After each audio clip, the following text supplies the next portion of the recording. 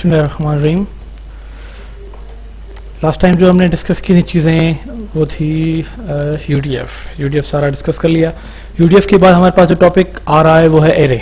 Lab 7 जो हमारा topic होगा वो एरे। अब एरे में भी काफ़ी सारी चीज़ें आ जाती हैं, जैसे कि एरे में खुद एरे के एलिमेंट्स हो गए, एरे की साइज़ हो गई, ठीक है, और कौन कौन से डेटा टाइप्स उसमें, मतलब कौन कौन से टाइप की डेटा हम उसमें रख सकते हैं, मैक्सिमम कितने एलिमेंट्स रख सकते हैं वगैरह वगैरह, उसकी डिक्लेरेशन कैसे होती है, ये चीज़ें सारी। सबसे पहले तो ये डिस्कस करते हैं कि एरे होता क्या है, एरे को हम यूज़ क्यों करते हैं। देखें, अब हम फॉर सपोज किसी भी स्टूडेंट की डेटा बनाने जा रहे हैं, ठीक है भाई, फॉर सपोज हम असलम की डेटा बनाने जा रहे हैं, ठीक है, और उसके बाद बाकिर की, इसी तरीके से किसी और की। तो अब जिस फॉर सपोज ये असलम का एक ऑब्जेक्ट है, ये बाकिर एक ऑब्जेक्ट है, ठीक है। अब जितनी जितनी इसकी प्रॉपर्टी होगी उतने उतने वेरिएबल बनेंगे, है ना भाई। फॉर सपोज इसका ए वेरिएबल बना और इसका बी बना, है ना। तो इसी तरीके से बाकिर का अब ए एंड बी नहीं बन सकता, क्योंकि वो ए और बी पहले ही एग्जिस्टेंस रखता है, ए और बी पहले है, तो बाकिर के लिए हमें A1 बनाना पड़ेगा और इसके लिए B1 बनाना पड़ेगा। इसी तरीके से इन सबने वेरिएबल के नाम चेंज करने पड़ेंगे और ये काफ़ी ज़्यादा वेरिएबल भी लिखने पड़ेंगे, ठीक है। जितने ऑब्जेक्ट उसके लिए उतने फिर जितनी प्रॉपर्टीज़ होंगी हर बार उतनी उतनी बढ़ेंगी, ठीक है।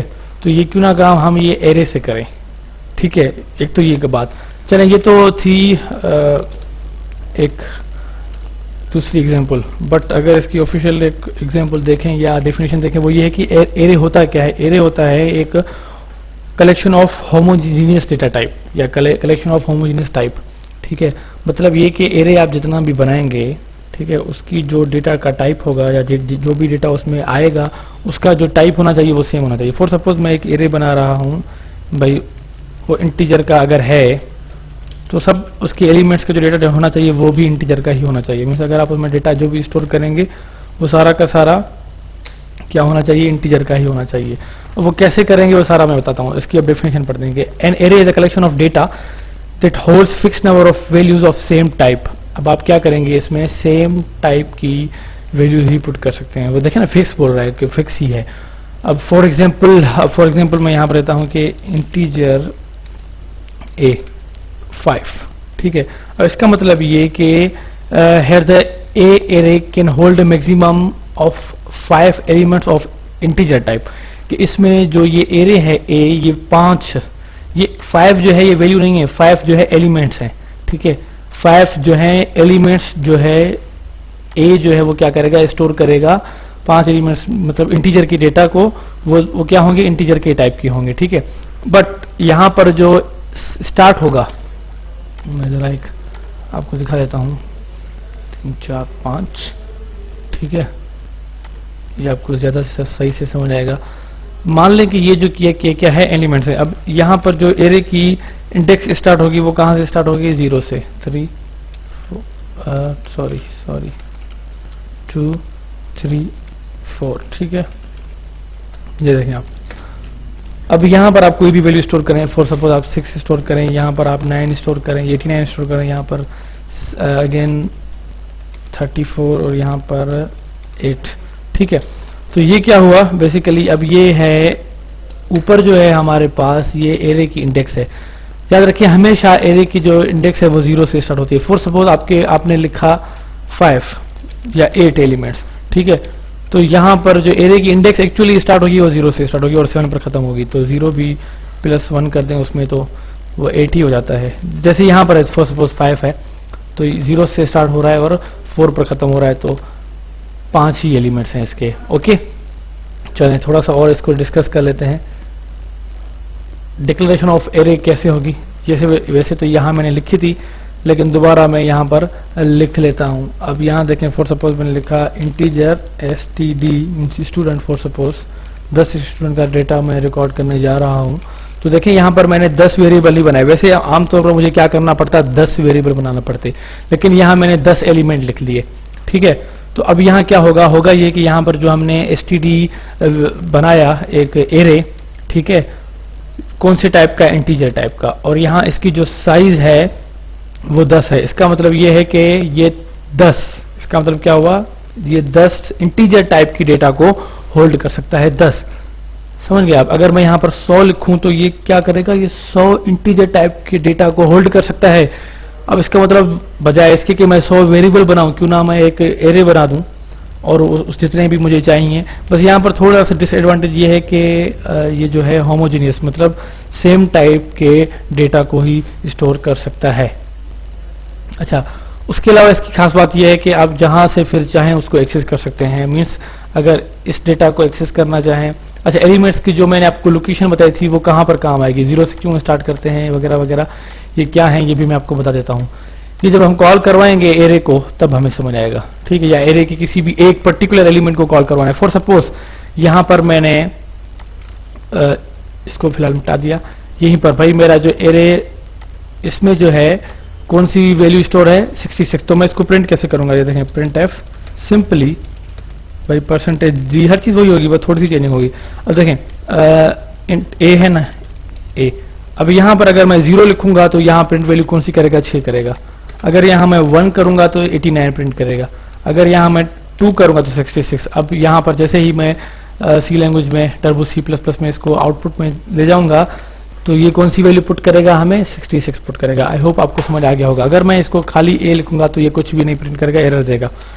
अगर मैं यहाँ 0 लिखूंगा तो कौन सी वैल्यू प्रिंट करेगा, 6 करेगा, ठीक है। इसी तरीके से वैल्यू बढ़ा दूंगा तो गार्बेज वैल्यू देगा। तो मुझे कौन सी वैल्यू एक्सेस करवानी है, 66 एक्सेस करवानी है, तो मैं यहाँ पर 2 दूंगा, क्योंकि देखें इसी इंडेक्स पे, इसी इंडेक्स नंबर पर 66 जो है वो स्टोर है। 0 1 2 हमने क्या देखा कि यहाँ पर ऐसे स्टोर है। ये सिर्फ एक ग्राफिकल एग्जांपल मैं आपको यहाँ से टेबल के उसमें से समझा रहा हूँ, बट ऐसा होता नहीं है, ठीक है। ये सिर्फ एक ग्राफिकली एग्जांपल है कि डेटा कैसे स्टोर होता है एलिमेंट्स के अंदर। चलें, उसके अलावा एरे की जो इंडेक्स है वो कहाँ से स्टार्ट होती है, 0 से स्टार्ट होती है। जैसा कि मैंने पहले भी आपको बताया, ये एक रूल है इसका कि 0 से ही इसकी जो है स्टार्ट होगी एरे की जो इंडेक्स है, ठीक है। तो इसका जो सेकंड एलिमेंट होगा वो 1 होगा, ठीक है, जैसा कि हमने पिछली एग्जांपल में देखा। सो इसका मतलब ये हुआ कि अगर आपको कोई भी साइज, कोई भी एक्चुअल साइज आपने क्या करनी है, एक्सेस करवानी है। फॉर सपोज मेरे पास जो है कौन सी साइज एक्सेस करवानी है मुझे पता नहीं है, टोटल 99 मेरे पास एलिमेंट्स हैं, मुझे जो है 98, जो 98 खुद है वो एक्सेस करवानी है। तो मैं क्या करूंगा, 98 - 1, वैसे सिंपल है। 97 वाला एलिमेंट जो है मैं क्या कर दूंगा, कॉल करवा दूंगा। तो होगा क्या, इनडायरेक्टली या डायरेक्टली, अल्टरनेटिवली मुझे कौन सी वैल्यू जो है वो शो होगी जो 98 वाले एलिमेंट में है, क्योंकि इंडेक्स जो है वो 0 से स्टार्ट होती है। तो मुझे इसका फार्मूला है n-1, तो आपको समझ आ जाएगा। ये तो आप ऐसे लिखेंगे, ऐसे समझाने के लिए मैंने बोला था, n-1 लिखेंगे नहीं, समझाने के लिए मैंने आपको दिया था, क्योंकि 0 से इंडेक्स स्टार्ट होगी, ठीक है। तो उसमें से आप एक -1 कर देंगे, एक वैल्यू माइनस कर देंगे, तो आपको वो वैल्यू जो है शो हो जाएगी जो आप शो करवाना चाहते हैं। चलें, इसी तरीके से हमारे पास, आई होप आपको ये समझ आ गया होगा। अगर नहीं समझ आया तो इसके लिए आप क्वेश्चन करें, आप ज़रूर क्वेश्चन करें। जहाँ पर बात समझ नहीं आई हम वहीं से दोबारा आपको जो है समझा देंगे, कोई मसला नहीं। अब देखते हैं कि एरे को जो है डिक्लेयर और इनिशियलाइज कैसे किया जाता है, ठीक है। मैं ज़रा इसको मिटा देता हूँ। अब फॉर सपोज यहाँ मैंने लिखा एरे की 5। एक तरीका तो ये है कि आप एरे को यूं थोड़ा डिक्लेयर कर सकते हैं, थोड़ा सा लॉजिकल है। 19 12 10, ठीक है। आप कोई से भी 5 एलिमेंट जो है इसमें ना स्टोर कर दें।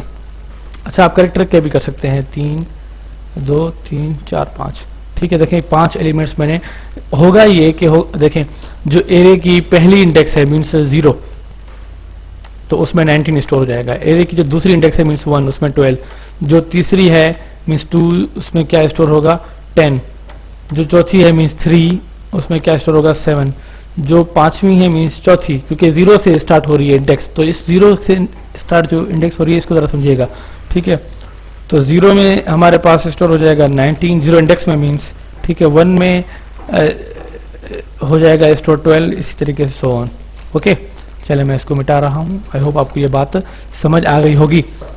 इसी तरीके से एक और तरीका भी है हमारा एरे को जो है इनिशियलाइज करने का। वो क्या है भाई, इंटीजर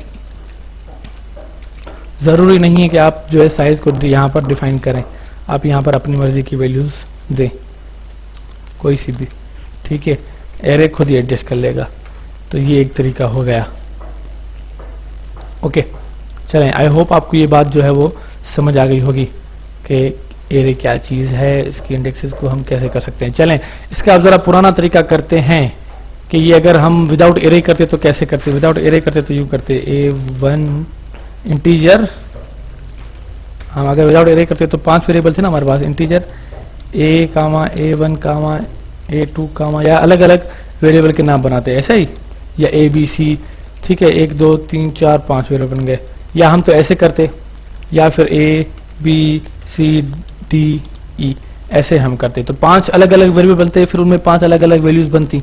देखिए यहाँ पर सिर्फ हमने एक ही वेरिएबल, एक तरह से वेरिएबल बनाया है जिसमें 5 एलिमेंट्स को हम स्टोर करवाने जाएंगे और वो ए से ही डिनोट किए जाएंगे। अब इसको एक्सेस करने का तरीका क्या होगा जरा देखिएगा।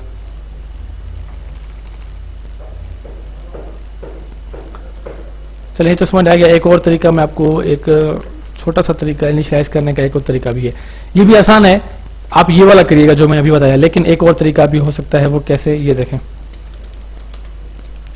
0 इक्वल्स टू 19। आई होप अब आपको एरे बिल्कुल सही से समझ आ जाएगा। मैं इसको ही कॉपी कर लेता हूँ, ठीक है, 1 2 3 4, ठीक है, सॉरी 1 2 3,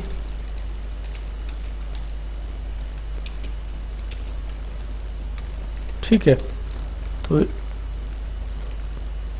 यहाँ देखें आप, हमने 5 वेरिएबल को जो है वो स्टोर करवाया, ठीक है। ये ऐसे भी कर सकते हैं। अब ये देखें, ये एक बुरा तरीका है ना एक, और ये बड़ा लंबा तरीका हो जाएगा। ये तो वैसे ही हो गया भाई, ये तो हम सिंपली उस वेरिएबल के साथ भी कर सकते थे, आम वेरिएबल के साथ। तो ये तरीका भी हो सकता है, ऐसा नहीं कि नहीं हो सकता। बट अगर मैं इसी को ही यूँ लिखूँ, आप जरा खुद देखें, इसी को ही चलें यूँ लिखूँ तो कितना आसान हो जाएगा।